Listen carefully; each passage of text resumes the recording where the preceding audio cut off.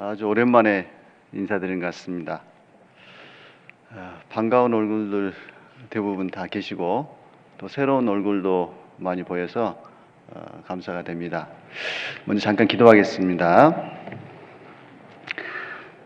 찬양과 경배를 받으시기에 합당하신 주님, 영원히 지옥에 갈 수밖에 없던 저희들, 하나님의 크신 사랑과 또한 무한한 은혜로 저희를 구원해 주시고 영원한 천국의 소망을 허락하신 것 참으로 감사를 드립니다. 저희 남은 생에 온전히 저희를 구원하신 그 하나님의 은혜에 보답하는 삶을 살아갈 수 있도록 도와주시고 저희를 통해서 더 많은 영혼들에게 복음이 전해지고 또 하나님 나라가 날로 확장되도록 저희들 귀하게 사용해 주시기를 부탁을 드립니다. 저희 마음과 또 삶을 살펴주셔서 하나님 보시기에 합당치 못한 것들 돌이키고 버릴 수 있도록 도와주시고 또 깨끗한 삶과 거룩한 모습으로 또 하나님께 영광을 돌릴 수 있도록 도와주시기를 부탁을 드립니다. 주 예수를 믿으면 너와 내 집이 구원을 얻으리라는 그 약속이 저희 각 가정마다 속히 이루어질 수 있도록 주님 도와주옵소서. 특별히 하나님께서 허락하신 교회 가운데 형제 자매들과 서로 사랑하며 한 마음으로 서로 협력하며 또 복음을 전하고 또 주님께서 뜻하신 대로 또 일상교회가 더욱 주님께 귀하게 쓰임받는 하나님의 지체가 될 수 있도록 도와주시기를 부탁을 드립니다. 또한 계속되는 학예 수양에 하나님께서 친히 주관해 주시고 또 하나님의 진리의 말씀을 사모하는 영혼들 하나님께서 불러 모아 주셔서 이번 수양회를 통해서 많은 영혼들이 구원받을 수 있도록 도와주시기를 부탁을 드립니다. 또한 수양회를 위해서 수고하시는 많은 손길들이 있습니다. 주님 기억해 주시고 늘 영육간에 강건하게 지켜주시기를 부탁을 드립니다. 오늘 또한 하나님 말씀을 사모하는 우리 형제 자매님들 아버지 말씀 앞에 나와 앉아 있습니다. 저희 각 사람 마음 가운데 필요한 말씀 허락해 주시고 또 하나님께 받은 말씀대로 남은 생에 하나님의 말씀에 순종하며 또 영광을 돌리는 삶을 살아갈 수 있도록 도와주옵소서. 저희를 사랑하시는 우리 구주 예수님의 이름으로 감사하며 기도 올렸습니다. 아멘. 구약성경 창세기 32장 보겠습니다.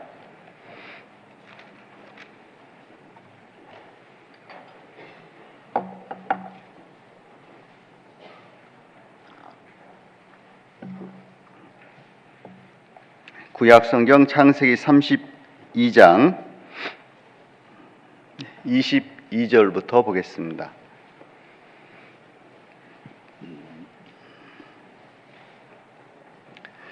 창세기 32장 22절부터 찾으셨으면 제가 천천히 읽겠습니다. 밤에 일어나 두 아내와 두 여종과 11 아들을 인도하여 야복 나루를 건널세 그들을 인도하여 시내를 건네며 그 소유도 건네고 야곱은 홀로 남았더니 어떤 사람이 날이 새도록 야곱과 씨름하다가 그 사람이 자기가 야곱을 이기지 못함을 보고 야곱의 환도뼈를 치매 야곱의 환도뼈가 그 사람과 씨름할 때에 위골되었더라. 그 사람이 가로되 날이 새되하니 나로 가게 하라. 야곱이 가로되 당신이 내게 축복하지 아니하면 가게 하지 아니하겠나이다. 그 사람이 그에게 이르되 내 이름이 무엇이냐? 그가 가로되 야곱이니이다. 그 사람이 가로되 내 이름을 다시는 야곱이라 부를 것이 아니요 이스라엘이라 부를 것이니 이는 내가 하나님과 사람으로 더불어 겨루어 이기었음이니라. 야곱이 청하여 가로되 당신의 이름을 고하소서. 그 사람이 가로되 어찌 내 이름을 묻느냐 하고 거기서 야곱에게 축복한지라. 그러므로 야곱이 그곳 이름을 분이엘이라 하였으니 그가 이르기를 내가 하나님과 대면하여 보았으나 내 생명이 보존되었다 함이더라. 그가 분이엘을 지날 때에 해가 돋았고 그 환도뼈로 인하여 절었더라. 네, 됐습니다. 이렇게 이 자리에서 인사 드릴 수 있는 기회가 있을 거라고 생각을 못했는데 담임 목사님이신 남 목사님께서 또 배려해 주셔서 또 이 자리를 통해서 인사드릴 기회를 얻게 됐습니다. 네, 기회 주셔서 감사드리고요. 네, 또 무엇보다도 오래전에 교제를 했었는데 오랜만에 또 많은 얼굴을 반가운 얼굴을 보게 돼서 반갑습니다. 지금 제가 교제하고 있는 것은 남 일리노이 교회입니다. 들어보셨나요? 예. 위치는 잘 모르시죠? 예. 예, 제가 교제하고 있는 곳이 일리노이 주입니다. 면적은 남한 면적의 약 1.5배 정도 되는 면적을 갖고 있고요. 인구는 약 2,160만 정도 인구가 됩니다. 일리노이 북쪽에 그 교회가 이제 시카고 교회고요. 시카고는 일리노이 북쪽에 있습니다. 그리고 남쪽으로 쭉 내려오면 이제 제가 교제하고 있는 남 일리노이 교회가 있습니다. 주는 일리노이 주인데 생활권은 세인트루이스에 근접해 있어서 미조리주의 세인루이스의 생활권에서 살고 있습니다. 그래서 주가 이제 일리노이 주기 때문에 이름은 이제 남 일리노이 주 이렇게 교회 이름이 명명이 됐습니다. 현재 34명 정도 교제하고 있고요. 자매님들은 이제 대부분 한국 자매님들인데 그 형제님들은 한국 형제님이 한 분도 안 계십니다. 전부 다 미국 분들이고요. 그러다 보니까 좀 한국 교회하고는 조금 분위기가 사뭇 다른 그런 교제 속에서 함께 생활하고 있습니다. 지금 학예 수양의 기간인데요. 저희가 속한 동부 쪽은 5월 말경에 수양회가 끝났습니다.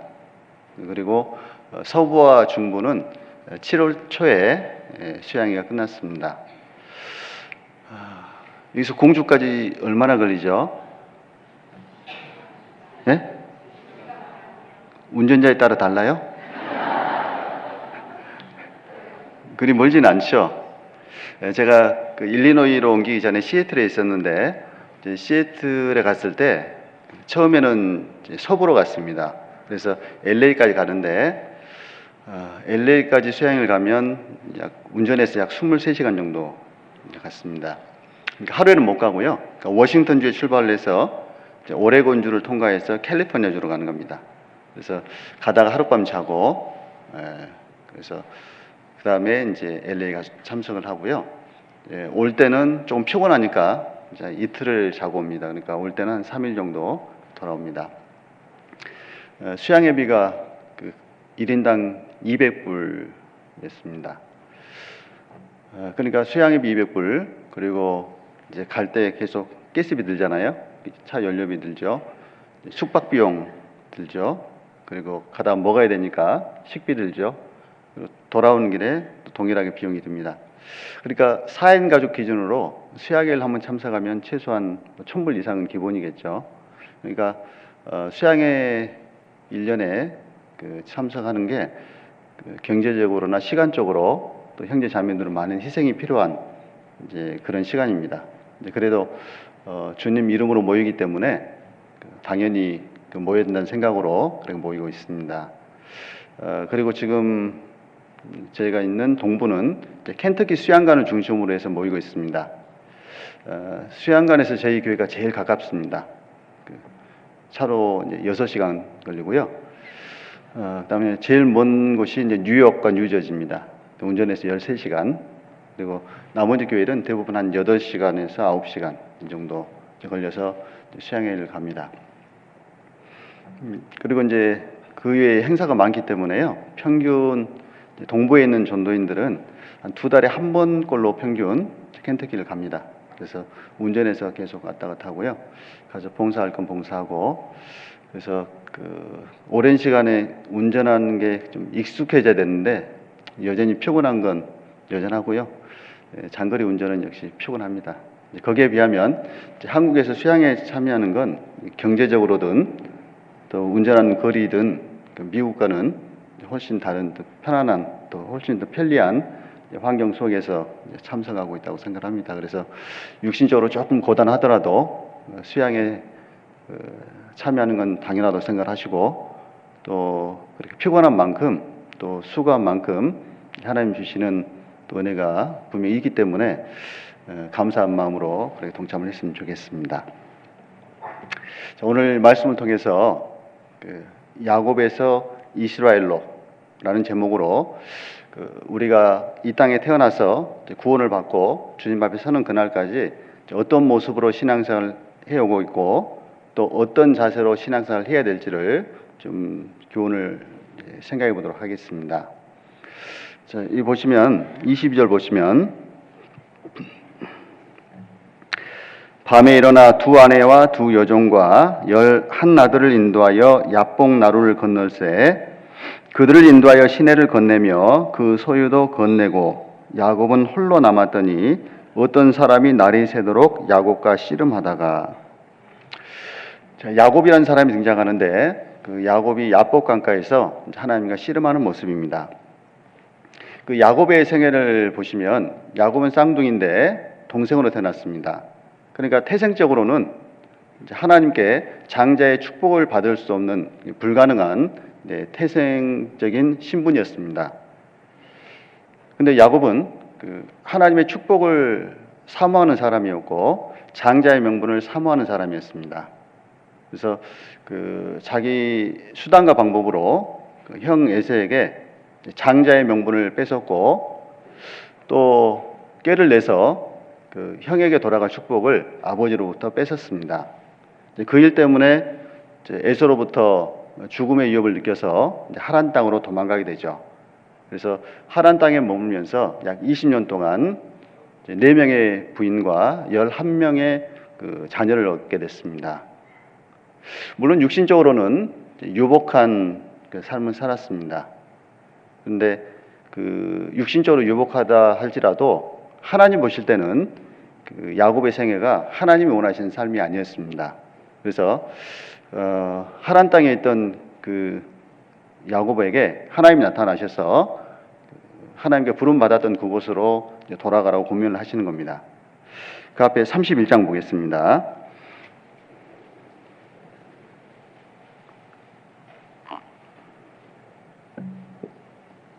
창세기 31장 13절입니다.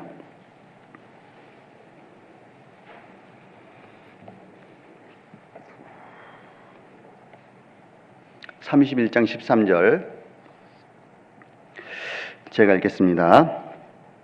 나는 베델 하나님이라 내가 거기서 기둥에 기름을 붓고 거기서 내게 소원하였으니 지금 일어나 이곳을 떠나서 내 출생지로 돌아가라 하셨느니라. 하나님이 야곱에게 나타나서 나는 베델의 하나님이라 이렇게 말씀하십니다. 자, 베델, 벳이 무슨 뜻입니까? 벳, 집이란 뜻이죠. 엘이 무슨 뜻입니까? 하나님이란 뜻입니다. 베델, 그 베델의 하나님, 그 하나님께서 너는 돌아가라, 내 출생지로 돌아가라 이렇게 이야기합니다. 그러니까 지금 내가 하란에 있는데 지금 이곳은 내가 있을 곳이 아니라는 겁니다. 야곱은 돌아가야 되는 거예요.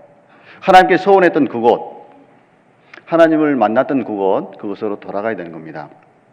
우리가 신앙생활 할 때, 혹 하나님 앞에 합당치 못한 모습으로 살아갈 때, 또 있어서는 안 되는 곳에 머물러 있을 때, 하나님은 우리에게 말씀을 통해서 나는 베델의 하나님이라 내 출생지로 돌아가라. 내가 처음 하나님 만났던 그곳, 내 영혼이 거듭났던 그곳으로 하나님은 돌아가라고 이야기하시는 겁니다. 하나님은 야곱에게 내 출생지로 돌아가라 그렇게 이야기하시면서 하나님은 약속을 주시면서 돌아가라고 명하시는 겁니다. 그때 32장 보겠습니다. 32장 1절입니다.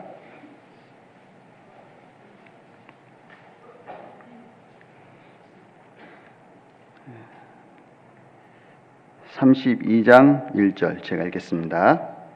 야곱이 그 길을 진행하더니 하나님의 사자들이 그를 만난지라. 야곱이 그들을 볼 때에 이르기를 이는 하나님의 군대라 하고 그 땅 이름을 마하나임이라 하였더라. 이제 하나님의 명령을 받고 이제 야곱이 돌아갑니다. 돌아가는 길에 하나님의 사자들이 그를 만난지라. 하나님 사자가 그들을 만났습니다. 그리고 그곳 이름을 마하나임이라, 하나님의 군대라 이렇게 하겠습니다.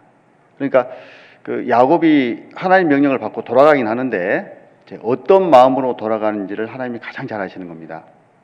야곱 입장에 생각해 보시죠. 형의 축복을 가로챘습니다. 그리고 형이 죽일까 봐 하란으로 피신한 상태입니다. 이제 다시 돌아가야 되는 거예요. 자, 그러면 이제 돌아가서 에서를 만날 경우에 어떤 상황이 펼쳐질지는 모르는 겁니다. 그러니까 자기가 가서 에서에게 죽임을 당할 수도 있는 거예요. 두려움이 있는 겁니다. 그러니까 두려움이 있는 야곱의 마음을 하나님이 잘 아시기 때문에 하나님 먼저 나타나셔서 마하나임, 하나님의 군대, 하나님이 지켜주실 것을 미리 약속해 주신 겁니다. 근데 그 약속을 받고 이제 가는데 종을 먼저 보냈죠. 근데 와서 보고를 하는데 이런 보고를 하는 겁니다. 제가 가다 보니까 주인님의 형 에서가 군사 400명을 이끌고 옵니다. 이런 보고를 하는 거예요. 에서가 군사 400명을 이끌고 옵니다. 왜 400명의 군사를 이끌고 올까요? 왜 그럴까요? 죽이려고 오는 거예요. 그러니까 그 상황을 딱 보고받고 야곱의 마음 가운데 너무 두려움이 있는 겁니다. 그러니까 하나님이 분명히 마하나임, 하나님의 군대를 보여주셨고 하나님이 약속을 주셨는데 그 보고를 받고 나니까 그 약속은 온데간도 없는 겁니다. 에서가 너무 두려운 거예요. 그래 보겠습니다. 6절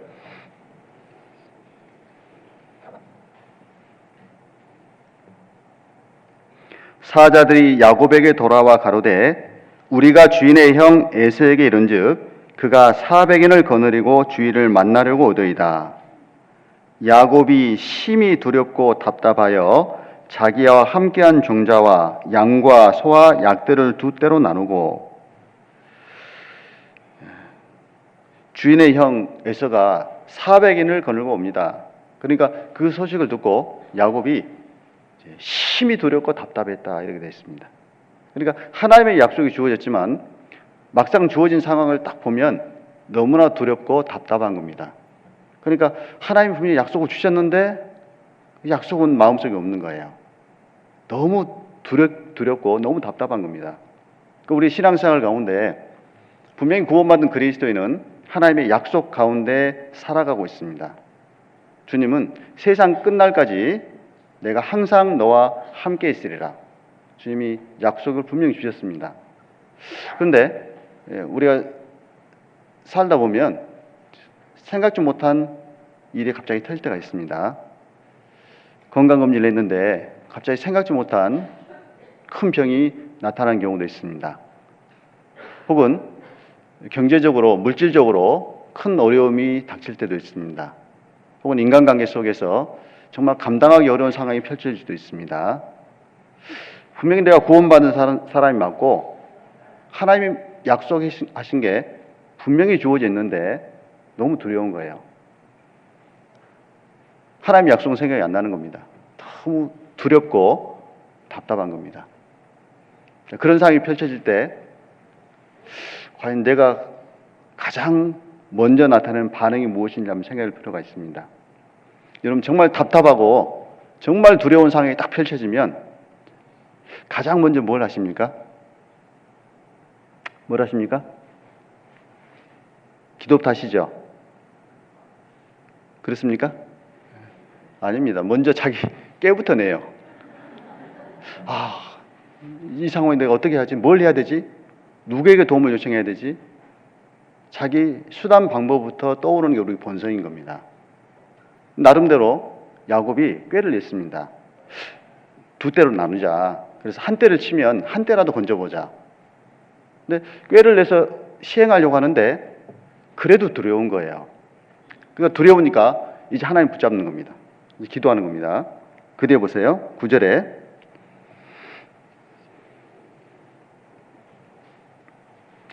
야곱이 또 가로되 나의 조부 아브라함의 하나님, 나의 아버지 이삭의 하나님 여호와여, 주께서 전에 내게 명하시기를 내 고향 내 족속에게로 돌아가라.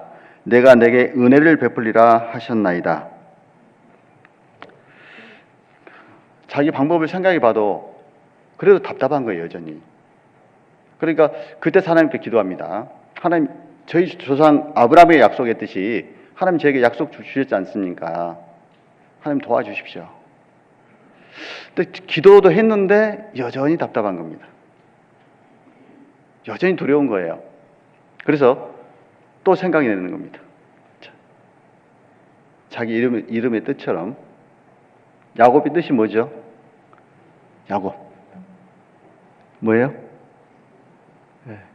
얍삭한 자, 그죠? 깨돌이. 자기 꾀를 내는 거예요.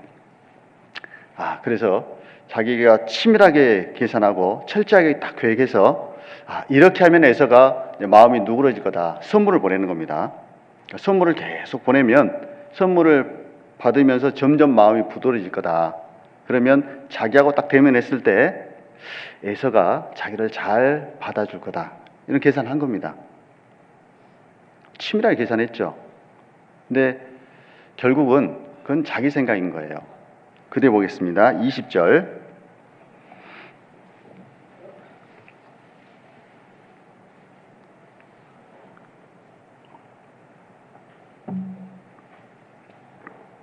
또 너희는 말하기를 주의 종 야곱이 우리 뒤에 있다 하라 하니 이는 야곱의 생각에 내가 내 앞에 보내는 예물로 형의 감정을 푼 후에 대면하면 형이 혹시 나를 받으리라 함이었더라. 그러니까 방법을 생각해서 선물을 먼저 보내죠. 근데 뭐라고 됐냐면 이는 야곱의 생각에, 누구 생각이죠? 야곱의 생각인 거예요. 야곱의 생각에 내가 내 앞에 보내는 예물로 형의 감정을 푼 후에 대면하면 형이 혹시 나를 받으리라. 자기 꾀를 낸 겁니다. 물론 선물을 받으면 마음이 조금 풀어지는 건 틀림없었을 겁니다. 근데 그러나 그것이 근본적인 해결은 안 되는 거예요. 우리가 신앙생활 속에서 우리가 우리 경험 속에서 얻은 걸로 내가 겪고 있는 어려움을 해결하려고 하면 조금 어느 정도 진전이 보일 수도 있습니다. 그러나 근본적인 해결은 안 되는 거예요. 내 삶에 있어서 경제적인 문제든지 혹은 인간관계 속의 문제든지 혹은 직장에서의 문제든지 혹은 가정에서의 문제든지 근본적인 해결은 하나님께 달려있는 겁니다. 결국은 하나님 앞에서 해결돼야지 관계가 회복되는 거예요. 하나님 앞에서 하나님이 개입하셔서 하나님이 풀어주시면 근본적인 해결이 되는 겁니다. 결국 야곱이 자기 생각에 꾀를 냈는데 결국은 해결이 안 되는 거예요. 이제 최종적으로 맞닥뜨린 곳이 있었습니다. 그것이 어디냐면 야복 나룬 겁니다. 그래 보세요. 22절. 밤에 일어나 두 아내와 두 여종과 11아들을 인도하여 야복 나루를 건널세 그들을 인도하여 시내를 건네며 그 소유도 건네고 야곱은 홀로 남았더니 어떤 사람이 날이 새도록 야곱과 씨름하다가 밤에 일어나서 두 아내와 두 여종과 11아들 인도해서 야복 나루를 먼저 건네고 그 다음에 야곱은 홀로 남았더니 그랬습니다. 결국 홀로 남았습니다. 우리 신앙생활 할 때요, 신앙생활 속에서 반드시 필요한 게 하나님과 나 사이에 홀로 대면하는 시간, 그 시간이 필요한 겁니다. 자, 하나님과 야곱이 홀로 남았습니다. 자, 야복강가에서 홀로 남았습니다. 그리고 하나님과 밤새 씨름했습니다. 야곱이 왜 밤새 하나님과 씨름했을까요? 왜 씨름했을까요? 왜 씨름했을까요? 객관식에 강하시죠? 자, 1번 밤새 심심해서, 2번 축복해달라고. 몇 번인가요? 아닙니다. 1번도 아니고 2번도 아니에요. 축복해달라고 씨름한 게 아닙니다. 그 뒤에 보시면 나중에 축복해달라고 매달리는 거예요. 하나님과 씨름하는 건요, 축복해달라고 씨름하는 장면이 아니에요. 자, 야복의 뜻이 뭡니까? 야복, 비우다, 쏟아버리다 그 뜻이에요. 야복에서요, 하나님이 원하시는 삶이 있었습니다. 야복에서 야곱의 생각들,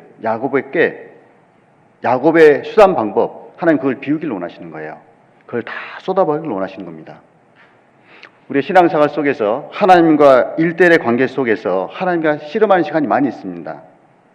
내가 깨져야 되는데 내가 안 깨져서 하나님과 씨름할 때가 참 많습니다.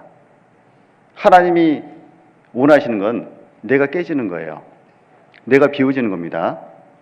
내 자존심이 비워지는 거예요.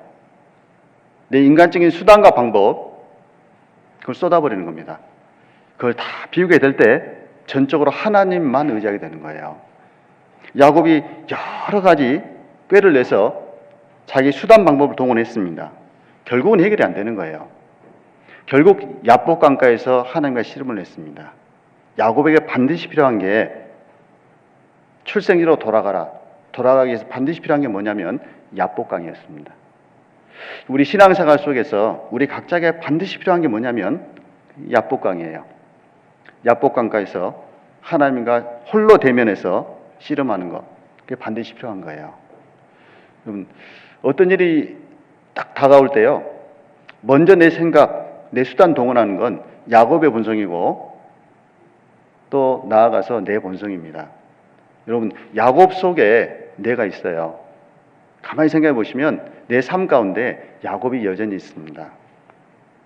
그 야곱의 속성처럼 늘 우리는 어떤 상황에 딱 부닥치면 먼저 자기 생각부터 떠올립니다. 하나님 그걸 원치 않습니다. 그런 모습 속에서 하나님께 돌아가는 건 참 어렵고, 그런 삶을 계속 살아가면 하나님 앞에서 능력 있는 삶을 살아가는 게 참 불가능합니다. 그러니까 하나님은 반드시 야복강가에서 우리 그리스도인과 홀로 대면하는 걸 원하시는 거예요. 호세아 12장 보겠습니다. 호세아 12장.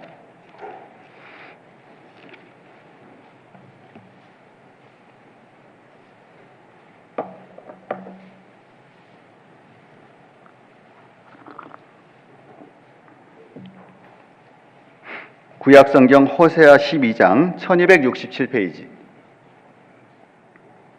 1267페이지. 호세아 12장 3절부터 보겠습니다.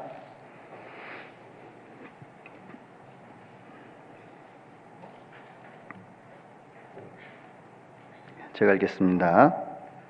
야곱은 태에서 그 형의 발 뒤꿈치를 잡았고 또 작년에 하나님과 힘을 겨루되 천사와 힘을 겨루어 이기고 울며 그에게 간구하였으며 하나님은 베델에서 저를 만나셨고 거기서 우리에게 말씀하셨나니. 야곱은 태에서 그 형의 발 뒤꿈치를 잡았고 또 작년에 하나님과 힘을 겨루어 천사와 힘을 겨루되. 보세요. 야곱은 태에서부터 형 발꿈치를 잡았습니다. 그러니까 태생적으로 아주 얍삭한 사람인 거예요. 그게 야곱의 본성입니다. 그러니까 자기 방법으로요. 자기가 먼저 그 형의 축복을 가로채 보려고. 그게 야곱의 본성인 거예요. 그래서 태에서부터 그 형의 발 뒤꿈치를 잡았고 또 작년에 하나님과 힘을 겨루되 천사와 힘을 겨루어 이기고 울며. 천사와 힘을 겨뤘다. 영어 성경에 보면 대문자죠. 엔저. 천사가 대문자로 되어 있습니다. 그러니까 예수님인 거예요. 하나님과 겨루어서 이기고 울며 먼저 이겼습니다. 그 다음에 울며 그에게 간구하였을 때 야복강가에서 자기를 비우고 하나님과 겨루어 이긴 다음에 축복해달라고 간구한 거예요. 그러니까 축복을 위해서 씨름한 게 아니었습니다. 자신이 부서진 이후에 그 다음에 하나님께 축복해달라고 울면서 간구했던 거예요. 자기가 먼저 부서져야 되는 겁니다. 그래서 그에게 간구하였으며 하나님은 베델에서 저를 만나셨고 그리고 하나님은 베델에서 저를 만나셨습니다. 그러니까 자기가 비워진 야곱 그 이후에 하나님 만났습니다. 저를 만나셨고 거기서 우리에게 말씀하셨나니. 거기서 우리에게 말씀하셨나니 복수로 되어 있죠. 거기서 야곱에게 말씀하셨나니 그렇게 되지 않고 거기서 우리에게 말씀하셨나니 이렇게 되어 있습니다. 왜 이 말씀을 했냐면요. 호세아는 북이스라엘에서 기록한 말씀입니다. 북이스라엘이 우상숭배에 빠져 있고 하나님 앞에 타락해서 죄악된 길을 걷고 있을 때 돌이키라고 회개하라고 주신 메시지가 호세아입니다. 그러니까 북이스라엘에게 말하기를 너희 조상 야곱이 하나님과 겨루어서 굴복되고 회개하고 돌이켰을 때 축복받았지 않느냐. 너희도 야곱에게 한 말씀은 너희에게 동일하게 하시는 말씀입니다. 그러니까 너희도 듣고 야곱처럼 돌이켜서 축복받기를 원한다는 메시지인 겁니다. 그러니까 거기서 우리에게 말씀하셨나니. 야곱을 통해서 야곱에게만 말씀한 게 아니고 야곱 안에 있는 그 후손들 이스라엘 백성에게 동일한 메시지를 주셨던 겁니다. 그러니까 그 야곱은 야복 강가에서 철저하게 자기 자신을 깨트린 거예요. 비운 겁니다. 왜 가능했냐면 하나님과 홀로 대면해서 씨름할 때 그게 가능했어요. 여러분 우리가 홀로 하나님과 대면할 때가 언제입니까? 언제입니까? 기도할 때 아닙니까? 기도는 하나님 앞에 자기 자신을 철저히 굴복시키는 겁니다. 하나님 앞에서 정말 솔직하고 정직하게 자기 모습을 하나님께 고백하고 하나님 앞에서 자기의 모난 점, 잘못된 부분 그것을 깨트리는 게 하나님과 홀로 대면하는 기도의 시간인 거예요. 그래서 기도는 전쟁과 같습니다. 기도는 하나님 앞에서 자기 자신을 계속 굴복시키는 시간들이에요. 누가복음 22장입니다. 누가복음 22장 39절입니다.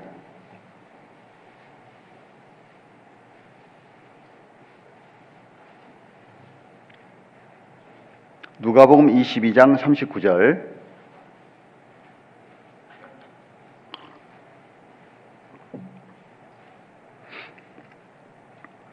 제가 읽겠습니다. 예수께서 나가사 습관을 좇아 감람산에 가시매 제자들도 쫓았더니 그곳에 이르러 저희에게 이르시되 시험에 들지 않기를 기도하라 하시고 저희를 떠나 돌 던질 만큼 가서 무릎을 꿇고 기도하여 가라사대 아버지여 만일 아버지의 뜻이여든 이 잔을 내게서 옮기시옵소서. 그러나 내 온대로 마옵시고 아버지의 온대로 되기를 원하나이다 하시니. 예수님이 십자가에 못 박히기 전에 감람산에 가셨습니다. 감람산 아시죠? 잘 아시죠? 감람나무 아시죠? 무슨 나무입니까? 올리브. 근데 감람나무하고 올리브는 좀 다른 거예요. 그래서 좀 번역이 조금 잘못된 것 가운데 하나가 이제 감람나무입니다. 그러니까 우리 성경은 중국어 성경을 번역했기 때문에요. 그러니까 중국에는 올리브 나무가 없거든요. 그러니까 그걸 번역할 때 올리브 나무와 가장 비슷한 게 감람나무가 있습니다. 다른 나무인데 꽃 피는 거나 이게 아주 비슷해요. 그래서 중국어 성경에는 감람나무라고 번역을 했고 우리 성경으로 번역할 때 동일하게 감람나무다 번역을 했습니다. 그러니까 원래는 이제 올리브 나무죠. 그 감람산에서 올리브산에서 십자가에 못 박히기 전에 마지막 기도하는 모습입니다. 자, 기도했던 장소가 있습니다. 어디입니까? 겟세마네입니다. 겟세마네. 겟세마네 뜻이 뭐라고요? 겟세마네 뜻이 뭐죠? 우리 청년들. 겟세마네가 무슨 뜻입니까? 네, 기름틀이라는 뜻을 갖고 있죠. 기름틀. 기름을 짜는 틀입니다. 그러니까 올리브에서 올리브 기름이 나오기 위해서는 올리브가 어떻게 돼야 됩니까? 부서져야 되는 거예요. 예수님 통해서 성령의 역사가 나타나기 위해서, 성령이 임하기 위해서는 예수님이 부서져야 되는 거예요. 십자가에서 이제 부서질 때 예수님이 죽고 부활하시고 승천하실 때 성령이 오시는 겁니다. 그러니까 겟세마네에서 기도하시는 장면인데 이렇게 기도합니다. 아버지, 할만하시거든 내 잔을 내게서 지나가게 하옵소서. 그러나 내 온대로 마옵시고 아버지의 뜻대로 되기를 원하나이다. 우리의 대표로서 예수님 모습을 보여주셨습니다. 우리의 본성은 할만하시거든 이 잔을 내게서 지나가게 하옵소서. 육신의 고난은 우리가 받기 싫은 게 우리의 본성입니다. 할 수만 있거든 이 잔을 내게서 지나가게 하옵소서. 그러나 내 온대로 마옵시고 아버지의 뜻대로 되기를 원하나이다. 자기 뜻을 비우는 겁니다. 자기 뜻을 굴복시키는 거예요. 그게 기도인 거예요. 예수님께서 우리의 본으로서 겟세마네에서 기도하셨습니다. 기도는 자기를 비우는 겁니다. 근데 참 쉽지 않습니다. 그럼 어떻습니까? 내 생각 부서지고 내 수단 방법 포기하는 거 쉽습니까? 어렵습니까? 쉬워요? 어려워요? 너무 어려워요. 그러니까 참 어려워요. 그러니까 야곱이 야복강가에서 씨름하는데 몇 시간 씨름했습니까? 몇 시간이요? 날이 새도록 씨름했어요. 굴복이 안 되는 거예요. 꺾이질 않는 겁니다. 부서지지가 않는 거예요. 그러니까 너무 즐겨서 쉽게 안 부서지는 겁니다. 그게 우리 모습인 거예요. 창세기 32장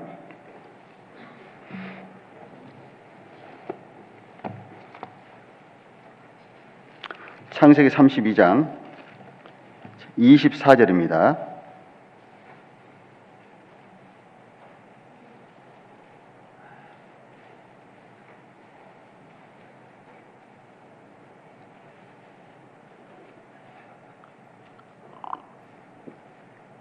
창세기 32장 24절 제가 읽겠습니다. 야곱은 홀로 남았더니 어떤 사람이 날이 새도록 야곱과 씨름하다가, 씨름하는데 얼마큼 씨름하냐면요, 날이 새도록 씨름하는 거예요. 안 부서지니까. 그러니까 야곱이 금방 굴복되고 꼬꾸라졌으면요 빨리 끝났을 겁니다. 근데 야곱이 굽히지 않는 겁니다. 굴복하지 않는 거예요. 그러니까 씨름하되 날이 새도록 씨름하는 거예요. 날이 새도록 계속 씨름했는데 그래도 야곱은 포기하지 않는 겁니다. 그래서 하나님이 직접 개입하시는 겁니다. 25절에 그 사람이 자기가 야곱을 이기지 못함을 보고 야곱의 환도뼈를 치매 야곱의 환도뼈가 그 사람과 씨름할 때에 위골되었더라. 안 부서지는 거예요. 날이 새도록 씨름했는데 결국 하나님이요 환도뼈를 딱 쳐버렸습니다. 환도뼈를 딱 치니까 환도뼈가 위골됐어요. 환도뼈 아시죠? 환도뼈 아시죠? 고관절 딱 치니까요 위골됐습니다. 꺾였어요. 힘을 못 쓰는 겁니다. 그러니까 안 꺾이니까 하나님이 치시는 거예요. 여러분, 우리가 하나님께 굴복하지 않으면요, 계속 버티면은 하나님이 환도뼈를 치는 경우가 있습니다. 우리가 가장 의지하는 것들 하나님이 치는 경우가 있어요. 하나님이 스스로 안 꺾고 스스로 굴복지 않으면요, 하나님 결국은 환도뼈를 쳐서라도 굴복시키기를 원하시는 거예요. 야곱이 너무 질기니까 하나님이 환도뼈를 쳐버렸습니다. 그래서 그 환도뼈가 위골되었더라, 이렇게 기록되어 있습니다. 여러분, 환도뼈가 위골됐습니다. 이 야곱은 어떻게 될까요? 걸어갈 때 절어요. 환도뼈가 위골되면요, 약간 저는 게 아닙니다. 한쪽이 기울어질 만큼 팍팍 절게 돼 있어요. 그러니까 자기 스스로 걸을 때 너무 불편한 거예요. 이제 자기 힘으로 온전히 걷기가 참 어렵게 됐습니다. 야곱은 평생 자기 자신을 의지하고 살았습니다. 야곱은 평생 자기 꾀 의지하고 살았습니다. 하나님이 환도뼈를 쳐버렸습니다. 이제 자기에게 의지할 게 없게 된 거예요. 이제 야곱은요, 이제 의지할 분, 매달릴 분은요, 한 분밖에 안 계신 겁니다. 그러니까 환도뼈가 딱 위골되고 나니까 야곱의 자세가 바뀌는 거 봐보세요. 그래 보세요. 26절에 그 사람이 가로되 날이 세려하니 나로 가게 하라. 야곱이 가로되 당신이 내게 축복하지 아니하면 가게 하지 아니하겠나이다. 하나님이요, 나로 가게 하라. 그러니까 야곱이 당신이 내게 축복하지 아니하면 가게 하지 아니하겠나이다. 절대 축복하시기 전에는 못 갑니다. 이제는 하나님 아니면 안 됩니다. 그거예요. 하나님만 의지하게 된 겁니다. 이제 자기 자신에게 대해서는 포기하게 된 거예요.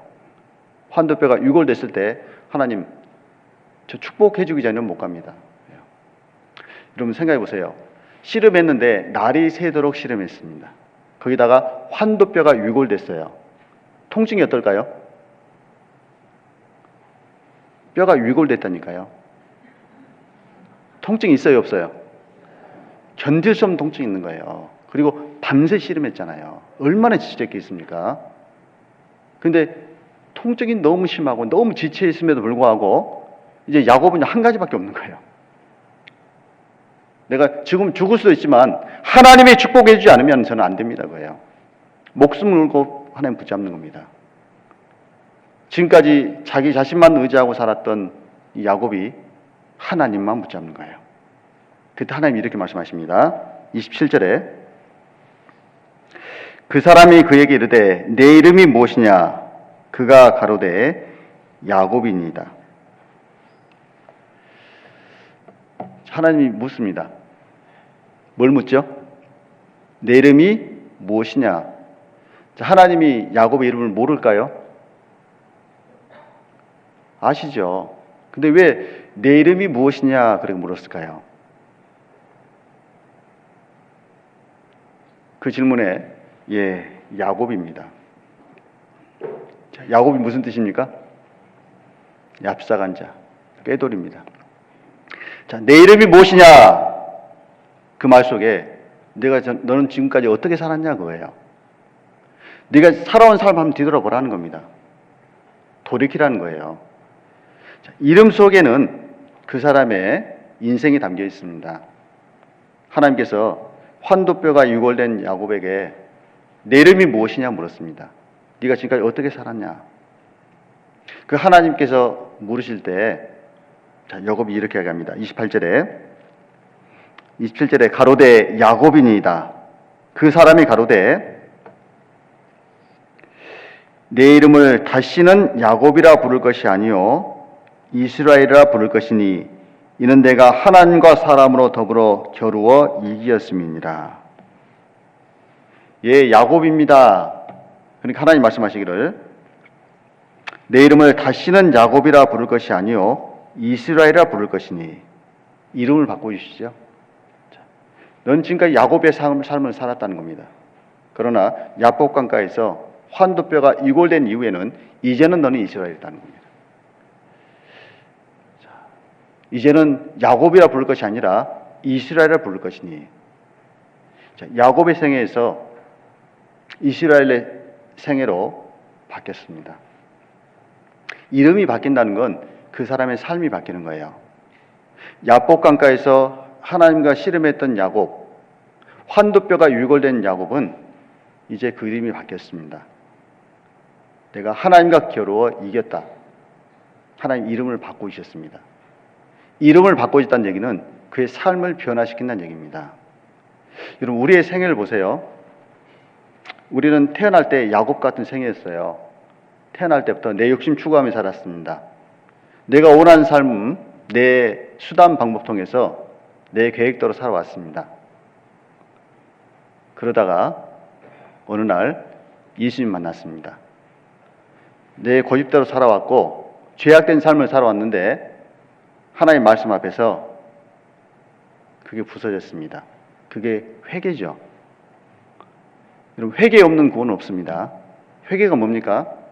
하나님 앞에 지금까지 살아왔던 삶을 뒤돌아보고 돌이키고 하나님 말씀 앞으로 나오는 게 회개입니다. 우리 지금까지 죄인의 삶을 살아왔는데 예수님 만날 때 우리가 하나님 말씀 앞에 굴복됐을 때, 거꾸러졌을 때 그때 하나님이 우리 이름을 바꿔주시는 거예요. 그 이름이 새 이름입니다. 그게 그리스도인입니다. 사도행전 11장 보겠습니다. 사도행전 11장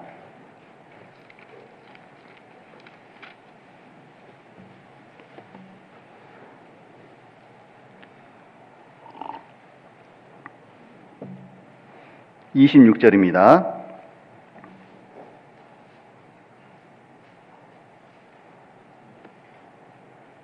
사도행전 11장 26절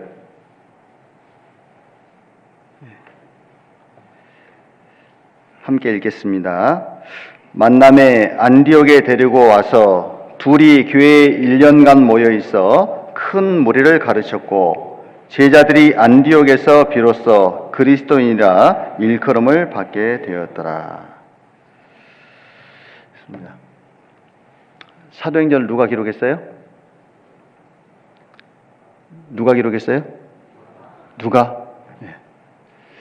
그 바울이 어느 날 다메섹 도상에서 예수님 만났습니다. 그리고 그 예수님 만난 이후의 삶이 전혀 다른 사람의 삶으로 바뀌었어요. 바울이 예수님 만나고 사울이었는데 바울 새 이름 받았습니다. 그리고 3년간 아라비아에 있었습니다.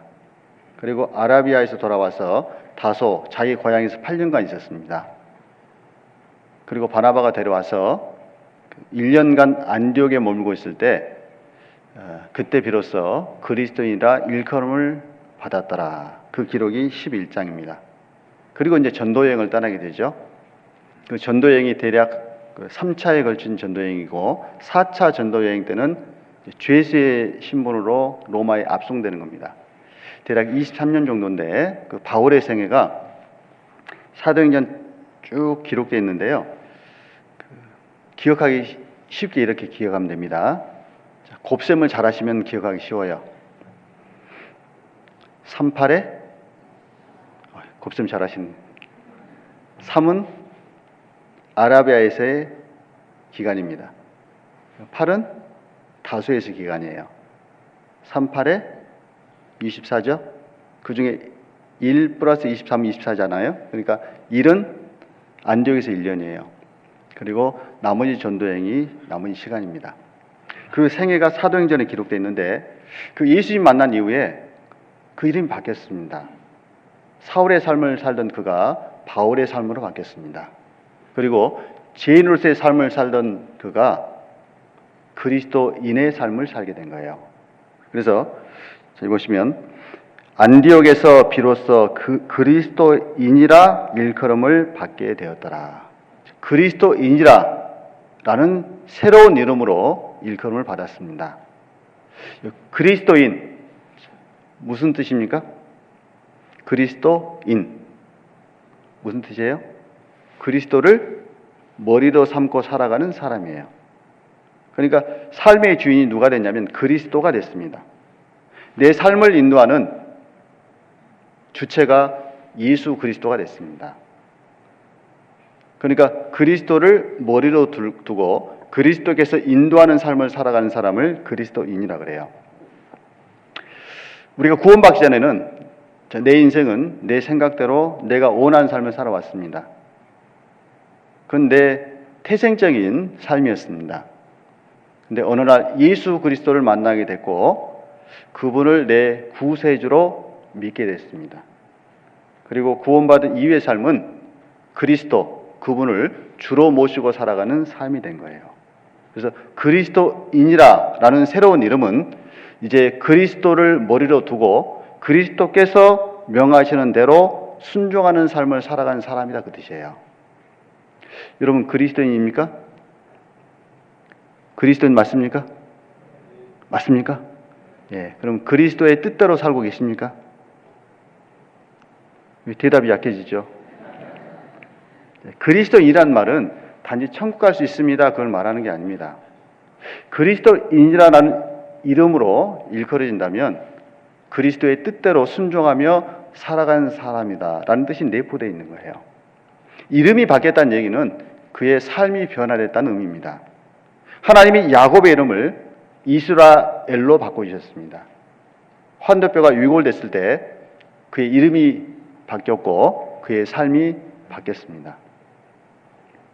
우리가 그리스도를 내 삶의 주인으로 모시게 될 때 우리의 삶이 바뀌게 돼 있어요. 그런 내 삶을 그리스도인의 삶이라고 말하는 겁니다.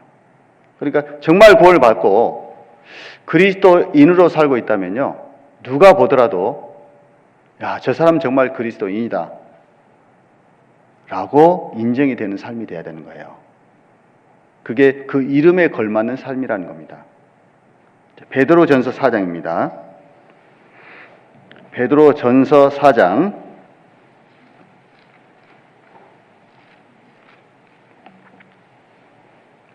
16절입니다.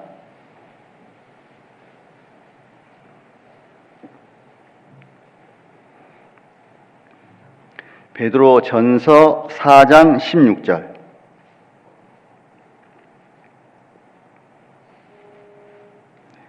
제가 읽겠습니다. 만일 그리스도인으로 고난을 받은즉 부끄러워 말고 도리어 그 이름으로 하나님께 영광을 돌리라. 만일 그리스도인으로 고난을 받은즉 부끄러워 말고 도리어 그 이름으로 하나님께 영광을 돌리라. 여러분 정말 내가 그리스도인이라면 내 삶이 마땅히 그리스도의 영광을 위해 살아가는 삶, 그리고 내 삶을 통해서 그리스도께 영광이 되는 삶이 되셔야 되는 겁니다. 그러니까 그리스도인이 됐다는 얘기는 천국 갈 수 있는 축복과 특권을 받았다, 그 뜻뿐만 아니라 이제 하나님께 영광을 돌리는 삶을 살아야 되는 의무와 책임까지 주어진 거예요. 하나님은 이 세상 살아가는 동안 그리스도인답게 살아서 나를 통해서 그리스도의 영광이 나타나도록 하라는 겁니다. 그게 그리스도인의 삶인 거예요. 과연 내 삶이 새로운 이름을 주신, 그리스도인이라는 새로운 이름을 주신 그 하나님의 뜻에 맞는 삶을 살고 있는지 생각해 볼 필요가 있습니다. 우리 하루의 삶은요, 결코 없어지지 않습니다. 여러분, 오늘 하루도 그리스도인이라는 이름으로 살아오셨을 겁니다. 그 오늘 하루의 삶도 없어지진 않습니다. 하나님의 부름을 받고 그리스도의 심판 앞에 서는 그날 우리 삶이 계산될까요? 안 될까요? 됩니까? 안 됩니까? 다 된다고 되어 있습니다. 없어지지 않습니다. 우리 각자가 오늘 하루를 어떻게 살았든지 그 삶은 그리스도의 심판대 앞에서 정확하게 계산됩니다. 그리고 각각 그 몸으로 행한 대로 따라 받게 되어 있습니다. 그게 그리스도인의 삶인 거예요. 야곱은 야곱으로 태어났습니다. 그러다가 야복강가에서 환도뼈가 위골되고 이제 이스라엘의 삶으로 변화된 삶을 살았고 이스라엘로 생을 마감했습니다. 자, 우리도 죄인으로 태어나서 죄인의 삶을 살다가 예수님 만난 이후에 지금 그리스도인의 삶을 살아가고 있습니다. 그러다 결국 그리스도인으로서의 삶으로 생을 마감할 겁니다. 없어지지 않습니다. 창세기 50장 보겠습니다. 창세기 50장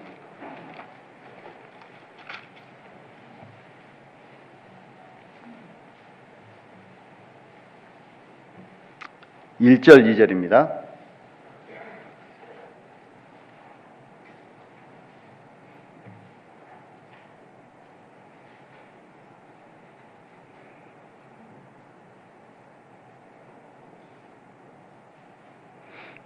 창세기 50장 1절 2절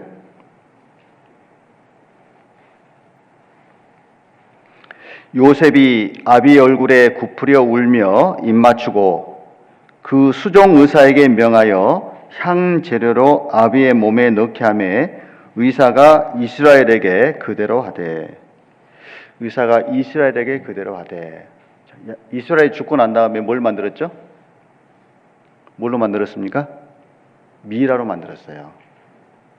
여러분, 이스라엘 삶이 미라로 보존된 것처럼 그리스도인의 삶은 하나님 앞에 영원히 보존됩니다. 없어지지 않습니다. 야곱의 생애가 이스라엘의 생애로 끝났고 보존됐습니다. 그리스도인의 생애는 영원히 보존됩니다. 우리가 주님을 위해서 어떤 고난과 어떤 희생을 하든 하나님 다 기억하십니다. 하나님 앞에서 내가 드렸던 많은 희생들, 또 고난들, 또 복음 때문에 받았던 핍박들 하나님 다 기억하고 계시는 거예요. 없어지지 않는다는 겁니다. 하나님 앞에 영원히 보존되는 겁니다. 야곱이 야복강가에서 환도뼈가 유골된 이후에 그의 걸음걸이는 완전히 달라졌습니다. 빨랐던 야곱이 느려졌어요. 강했던 야곱이 약해졌습니다. 그때 하나님이 함께 하셨습니다. 야복강 이후로 야곱의 발걸음은 절뚝거리게 됐습니다. 근데 그 야곱의 이스라엘로 변화된 이후에 그의 신앙의 걸음은 그때부터 똑바로 걷게 된 거예요. 우리의 육신의 연약함과 육신의 어려움이 결코 영적인 연약함이 아니라는 겁니다. 우리가 육신적으로 깨지고 부서지고 굴복될 때 주님은 영적으로 강하게 하시고 부유하게 하시는 거예요. 오직 이스라엘의 남은 생애는 이제 더 이상 자기 수단 방법, 자기 꾀를 의지하는 삶이 아닌 거예요. 이제 하나님만 의지하는 삶을 살게 된 겁니다. 여러분, 육신적으로 얼마나 고통스럽겠습니까? 멀쩡하던 사람이 다들 절게 된 거예요. 사람들에게 비웃음거리가 될 수도 있습니다. 육신적으로 부끄러운 모습이 될 수도 있어요. 근데 이제는 하나님만 전적으로 의지하는 인생이 된 겁니다. 그리고 그 인생은 이스라엘로 영원히 보존된 거예요. 그리스도인 삶이 그렇습니다. 하나님 뜻대로 살아갈 때, 그리스도께 순종하고 살아갈 때 사람들에게는 비웃음거리는 인생이 될 수도 있습니다. 사람들 볼 때 연약한 인생으로 보일 수도 있습니다. 근데 그것이 하나님만 의지하는 인생이고 하나님 앞에서 진정으로 강한 인생이 되는 거예요. 고린도후서 1장입니다. 고린도후서 1장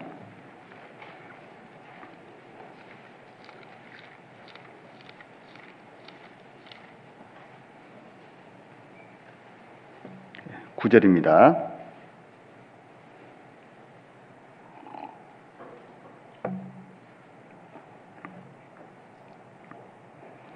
고린도후서 1장 9절 제가 읽겠습니다. 우리 마음에 사형 선고를 받은 줄 알았으니 이는 우리로 자기를 의뢰하지 말고 오직 죽은 자를 다시 살리시는 하나님만 의뢰하게 하심이라. 바울은 사울로서의 삶을 살아갈 때 육신적으로 자랑거리가 많았습니다. 사울의 태생을 보면 베냐민 지파 있잖아요. 왕족이었습니다. 그리고 세상적으로 보면 가말리엘 문화에서 학문을 했습니다. 그러니까 학문을 많이 한 사람인 겁니다. 종교적으로도 바리새인 중에 바리새인이었습니다. 전도 유망한 종교인이었습니다. 그러던 그가 다메섹 도상에서 예수님을 만나고 전혀 다른 인생이 된 거예요. 세상 사람의 눈으로 볼 때는 예수란 존재를 믿고 그 인생이 망가진 겁니다. 근데 주님 안에서 볼 때 사울의 삶은 바울로 바뀌었고 가장 주님 안에서 빛나는 인생이 된 겁니다. 기독교 역사 속에서 가장 귀하게 쓰임받은 하나님의 일꾼의 삶이 된 거예요. 왜 그러냐면 이제 바울의 삶은 더 이상 자기를 의지하는 삶이 아니었습니다. 오직 하나님만 의지하는 삶이 됐습니다. 인생 가운데 자기는 없어지고 오직 그리스도만 나타나는 삶이 된 거예요. 가장 위대한 인생이 된 겁니다. 결국 바울은 그 생애가 복음을 전하다가 목이 잘려서 죽는 생으로 인생이 마감됐습니다.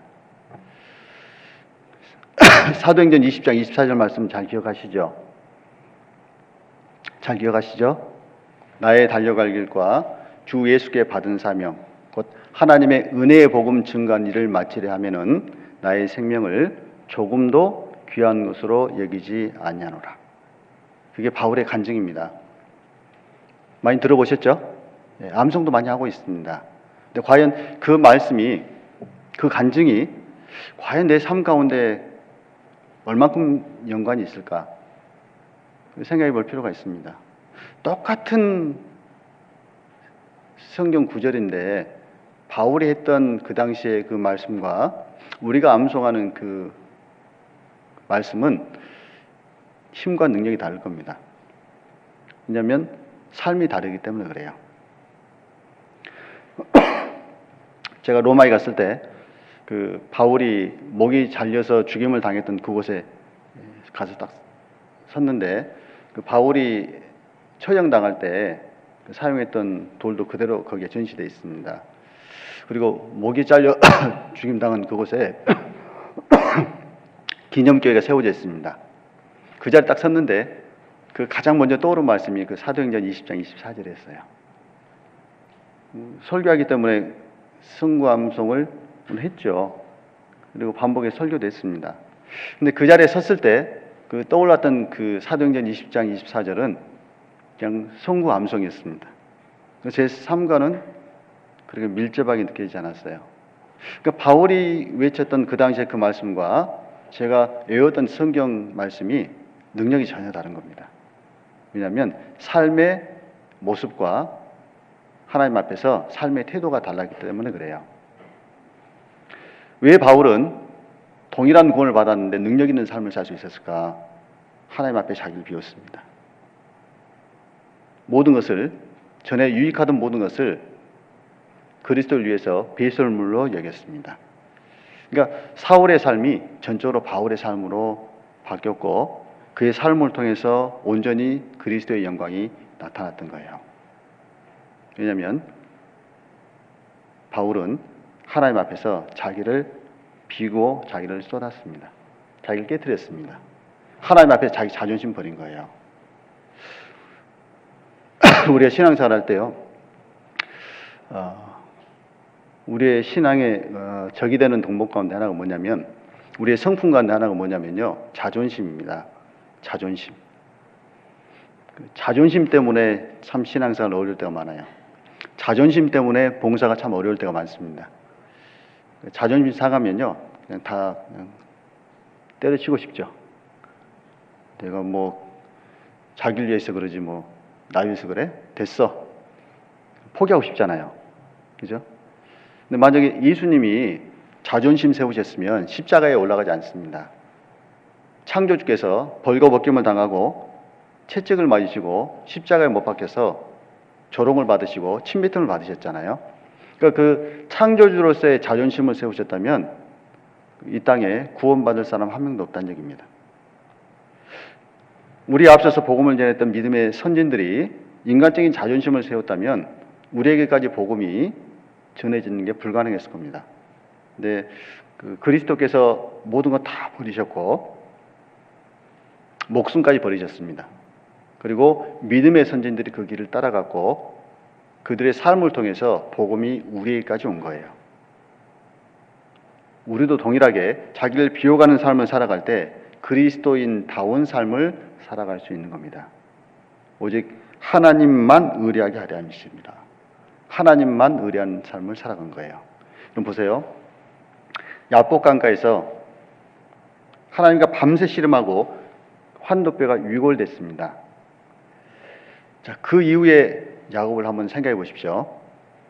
그러니까 야복강가에서 씨름하기 이전에 야곱, 그 이후에 이스라엘의 모습은요, 외형적으로 볼 때 전혀 다른 모습으로 나타납니다. 그게 졸뚝거리게 됐는데 하나님의 사람답게 변화된 흔적으로 나타난 겁니다. 정말 그리스도인 나온 삶을 살아가면요, 우리의 삶 가운데 흔적이 반드시 나타나게 돼 있어요.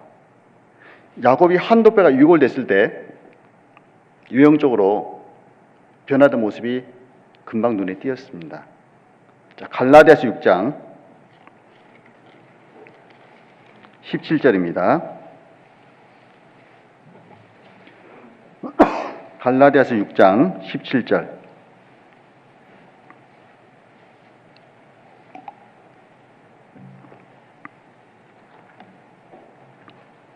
갈라디아서 6장 17절.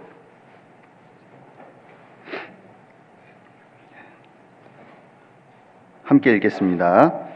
이후로는 누구든지 나를 괴롭게 말라. 내가 내 몸에 예수의 흔적을 가졌노라. 바울이 말하기를 내가 내 몸에 예수의 흔적을 가졌노라. 예수의 흔적을 가졌다. 이렇게 간증하고 있습니다. 흔적이라고 그랬죠.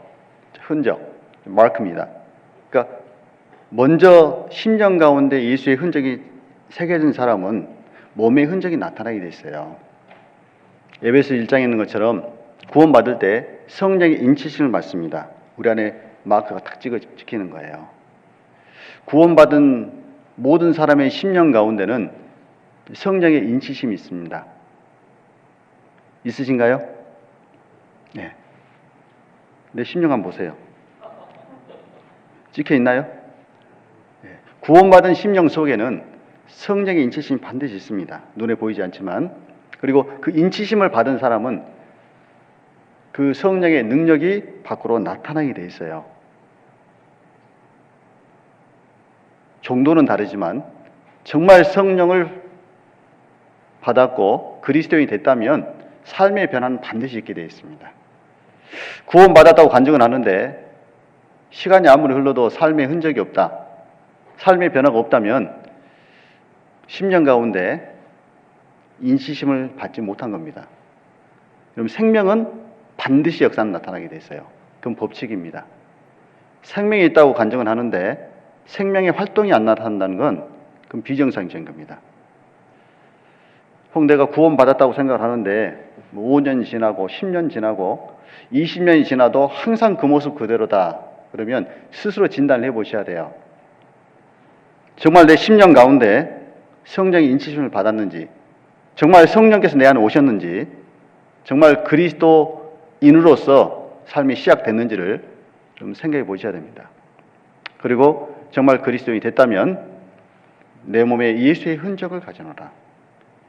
정말 바울은 복음을 전하는 것 때문에 매도 많이 맞았습니다.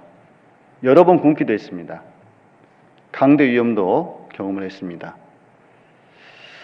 강의 위험도 경험을 했고 심지어 거짓 형제의 위험도 경험을 했습니다. 그 삶 가운데 많은 예수의 흔적이 있었어요. 육체 고난이 있었습니다. 여러분, 그리스도인이라면 복음 때문에 고난받는 건 당연한 거예요. 복음 때문에 자존심 상한 일 겪는 건 당연한 겁니다. 정말 주님 영광을 위해서 희생하고 수고하고 그건 당연한 거예요. 왜냐하면은 주님이 우리에게 먼저 그 사랑을 주셨기 때문에 그래요. 주님은 내게 마음을 다하고 뜻을 다하고 목숨을 다해서 사랑을 주셨습니다. 그렇기 때문에 동일한 사랑을 주님 요구하시는 거예요. 마음을 다하고 뜻을 다하고 목숨을 다하여 주 너희 하나님을 사랑하라. 그 말은 먼저 주님 그 사랑 주셨다는 겁니다. 그 사랑 받았기 때문에 우리는 그리스도인이 된 거예요. 그리고 그리스도인이 됐다면 그 이름에 걸맞는 삶의 모습이 나타나는 것이 정상이라는 겁니다. 그건 당연한 거예요. 그래서 그 주님께 받은 사랑이 마음속에 크면 클수록 나타나는 삶의 흔적은 크게 나타날 겁니다. 바울은 그 사랑이 컸기 때문에요. 삶의 흔적이 그의 생애 속에서 우리보다 크게 나타난 거예요. 야곱도 환도뼈가 유골된 이후에 그 삶의 모습이 눈에 띄게 변화가 됐습니다. 그런데 환도뼈가 유골되고 이름이 바뀐 이후에 기록되기를 하나님의 얼굴을 봤다. 이렇게 기록되어 있습니다. 창세기 32장. 창세기 32장.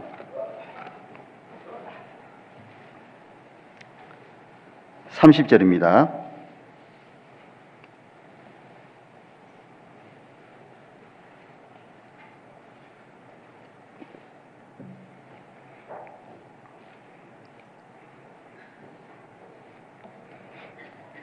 창세기 32장 30절 제가 읽겠습니다.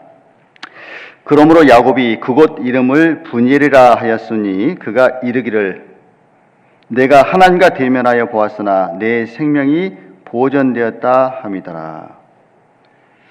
그러므로 야곱이 그곳 이름을 분이엘이라.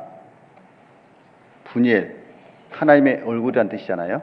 그러니까 그 야복 강가에서 자기가 비워지고 환도뼈가 유골된 이후에 그곳 이름 동일한 곳이었는데 분이엘이라, 하나님의 얼굴이라 그랬습니다. 하나님의 얼굴을 딱 대면서 보게 된 겁니다. 여러분, 우리가 하나님을 경험하는 건 내가 부서지고 내가 무너졌을 때입니다. 야복 강에서의 하나님을 경험한 사람, 분이엘 하나님 경험하게 되는 겁니다.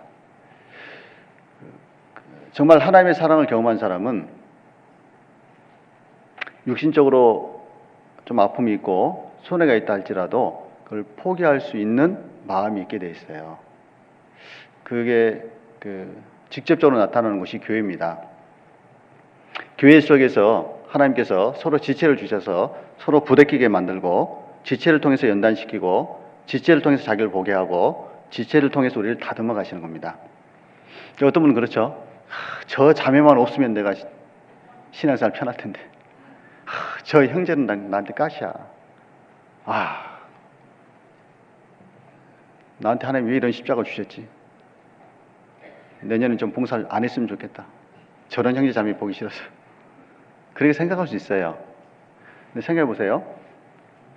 예수님 공생에 사실 때 제자가 있었습니다. 몇 명이었죠? 몇 명의 제자가 예수님과 함께 했습니까? 12제자가 따라다녔어요. 생각해 보세요. 그 예수님을 따라다니고 예수님께 직접 배우고 예수님이 행하신 일을 직접 봤던 제자들, 그 12제자가 서로 친했을까요? 어떨까요? 12제자가 서로 사랑하고 서로 친했을까요? 먹을 것만 보면 누구 줘야 되겠다. 나는 굶더라도. 그랬을까요? 사복음서 잘 읽어보십시오. 얼마나 다투는지. 서로 시기하고. 여러분, 예수님 옆에서 예수님께 직접 배운 제자들이에요.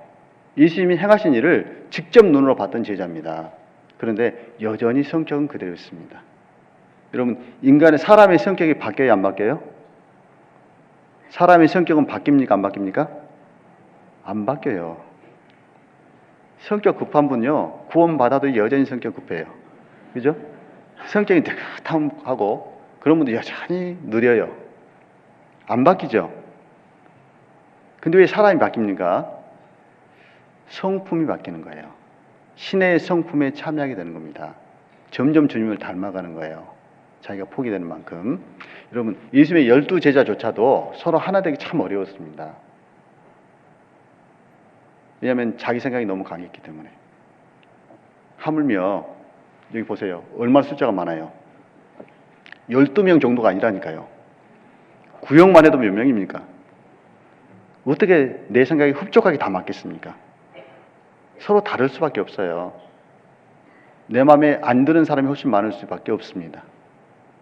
그러나 전에 멀리 있던 너희가 예수 그리스도의 피로 가까워졌느니라. 예수 그리스도 이름 앞에 내가 굴복될 때 하나가 돼가는 거예요. 그 형제 자매에게 내가 굴복하는 게 아니에요. 예수 그리스도 이름 앞에 내가 굴복하고 예수 그리스도의 사랑 때문에 내가 무너질 때 하나가 되는 겁니다. 그때 분이엘 하나님의 얼굴을 보는 거예요. 그전에는 계속 야복입니다. 씨름하는 거예요. 내가 부서지고 깨질 때, 내가 무너질 때 분이엘 하나님의 얼굴을 보게 되는 겁니다. 그걸 내가 처음 구원받을 때 그걸 경험하잖아요. 오늘 죽으면 지옥 갈 것 같았는데 복음 듣고 하나님 사랑 깨달을 때 내 죄가 영원히 사해졌고 천국 갈 수 있다. 분이엘 하나님 얼굴을 대면하게 됩니다. 그때 기쁨이 있습니다. 근데 아직 육신이 있기 때문에 번번이 넘어지고 번번이 주저앉고 그럴 때가 있어요. 근데 그때마다 하나님께서 말씀을 통해서 일깨워 주시고 말씀을 통해서 이렇게 세워 주시고 형제 자매 통해서 위로 주시고 힘 주셔서 우리를 계속 끌고 가시는 거예요. 그때 말씀에 순종할 때 돌이켜서 하나님 앞에 회개하고 돌이킬 때 분이엘 하나님의 얼굴을 계속 보는 겁니다. 여러분, 분이엘 하나님의 얼굴을 볼 때 내게 나타나는 심령의 현상은 뭐냐면요, 평강이에요. 평강입니다. 구원받은 그리스도인이 평상시에 하나님께 누릴 수 있는, 하나님께 받을 수 있는 복이 뭐냐면요, 평강이에요. 육신의 재물이 아닙니다. 육신의 건강도 아니에요. 가장 큰 선물은 뭐냐면 심령의 평강입니다. 왜냐하면 예수 그리스도께서 평강의 왕으로 오셨기 때문에 그래요. 구원받을 때 내게 평강이라는 선물 주셨습니다. 부활하신 이후에 가장 먼저 하신 말씀이 너희에게 평강이 있을지어다. 왜냐하면 예수님이 이 땅에 내게 평강 주러 오셨습니다.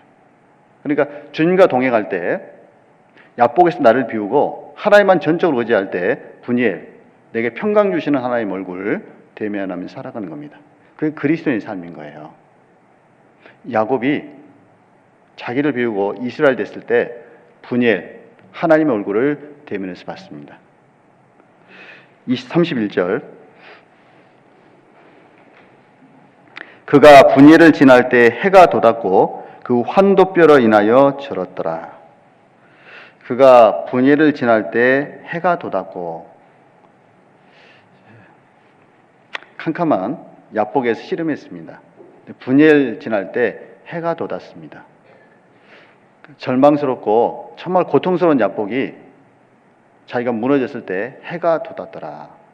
새로운 소망으로 다가온 거예요. 기쁨의 아침으로 자기에게 다가온 겁니다. 해가 돋았더라. 야곱에게 새로운 삶이 열린 겁니다. 그 환도뼈로 인하여 절었더라. 여러분, 자 생각해 보십시오. 그 환도뼈로 인하여 절었더라.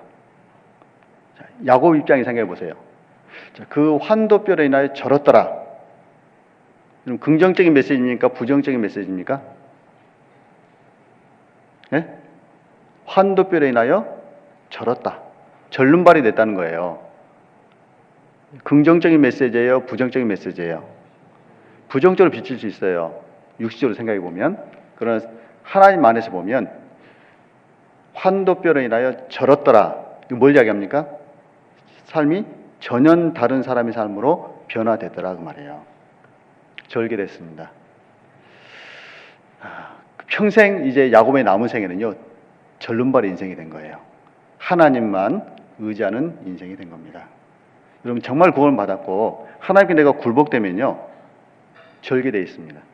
변화는 반드시 오게 되어 있어요. 혹 내가 지금까지 구원받은 이후에 내 삶이 변화가 없다면 하나님의 음성 들으셔야 됩니다. 나는 베델 하나님이라 내 출생지로 돌아가라. 돌아가셔야 돼요. 돌이키셔야 돼요. 회개할 거 있으면 회개하셔야 됩니다. 야복강가에서 내 생각 비우고 내 고집 비우고 내 자존심 버리고 하나님 앞에 굴복돼야 되는 거예요. 그때 하나님께서 분이엘, 내게 평강 주시는 하나님, 그분 대면하게 되는 겁니다. 그리고 내 삶의 변화가 비로소 나타나는 거예요. 그래서요, 올 한 해 내게 주어진 시간들이 얼마나 남은지는 우리 정확하게 모릅니다. 7월도 거의 다 가고 있고, 내게 이제 몇 개월의 날수가 올 한 해 주어졌는지 모르지만, 일단 주어진 시간, 맡은 직분 충실히 행하고, 또 주변에 전도할 영혼들 최선을 다해서 전도하고, 그럴 때, 물론 수고하고 희생하고 여러 가지 핍박도 있을 수 있습니다. 그러나 주님이 위해서 받는 거, 그건 당연하다고 생각하시고, 하나님 앞에 자기를 비우고 살아가면 주님이 주시는 평강, 주님이 주신 축복 반드시 있을 겁니다. 그래서 내가 야곱의 생애를 살아왔다면 이제 하나님 앞에서 이스라엘의 생애를 이제 살아보는 게 그게 하나님이 나를 향한 뜻일 겁니다. 기도하겠습니다. 하나님 감사합니다. 아무 소망 없이 이 세상 가운데 나의 소욕을 좇아 나의 삶을 살아왔던 저희들, 주님께서 말씀 앞으로 불러 저희를 굴복시키시고 또 말씀으로 참된 소망과 평강을 주셔서 지금까지 함께 하시는 것 참으로 감사를 드립니다. 저희 생애 가운데 하나님 앞에 아직 버리지 못한 것들, 또 하나님 앞에 합당치 못한 모습이 있으면 주님께서 깨닫게 하시고 또 변화된 삶을 살아갈 수 있도록 인도해 주시길 부탁을 드립니다. 앞으로 다가오는 하기수양에 주님께서 함께해 주셔서 말씀을 통해서 우리 삶을 뒤돌아보고 또 새로운 영혼을 또 인도하는 귀한 기회가 될 수 있도록 주님께서 함께해 주시기를 부탁을 드립니다. 이의 모든 시간들 또한 하나님의 손길에 부탁을 드립니다. 저희를 사랑하시는 우리 구주 예수님의 이름으로 감사하며 기도 올렸습니다. 아멘.